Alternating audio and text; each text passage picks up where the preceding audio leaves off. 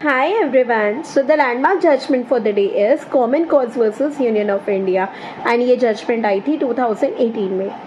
इस केस में बेसिकली बहुत इम्पोर्टेंट मुद्दा उठा था, बहुत ज़्यादा इम्पोर्टेंट. वो मुद्दा क्या था कि क्या right to die with dignity हमारा फंडामेंटल राइट है.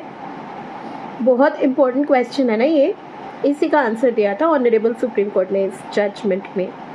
इस जजमेंट में ना ऑनरेबल सुप्रीम कोर्ट ने ये बोला था कि right to die with dignity is a part of article 21 which states that right to life and personal liberty के अंदर ही इम्प्लिसिट है right to die with dignity.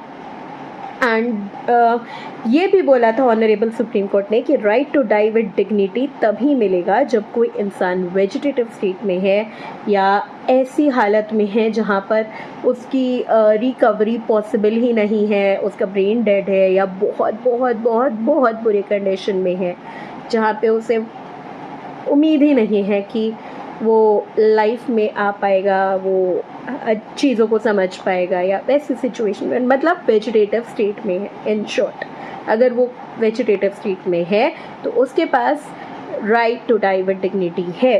But उसके लिए पहले रादर बीमार होने से पहले या इस स्थिति में आने से पहले उसने एक डिक्लेरेशन देनी पड़ेगी कि अगर मेरे पास ऐसी कोई इलनेस आ जाती है तो प्लीज़ मुझे right to die with dignity as a fundamental right दी जाए. ये ऑनरेबल सुप्रीम कोर्ट ने बोला था. ऑनरेबल सुप्रीम कोर्ट ने ये भी बोला था कि अगर कोई वेजिटेटिव स्टेट में है तो उसको passive euthanasia under strict surveillance दिया जाएगा. इसके लिए ऑनरेबल सुप्रीम कोर्ट ने अपनी मंजूरी दे दी थी, लेकिन उसके लिए बहुत सारे इफ्स एंड बट्स हैं, बहुत सारे क्राइटेरियाज हैं जो पूरे करने पड़ेंगे. तो ये था ऑनरेबल सुप्रीम कोर्ट का जजमेंट. अगर आपने मेरे YouTube चैनल को लाइक शेयर सब्सक्राइब नहीं किया है तो आई रिक्वेस्ट प्लीज़ कर लीजिए. And if you are having any kind of doubts please ask me your doubts in the comment section down below.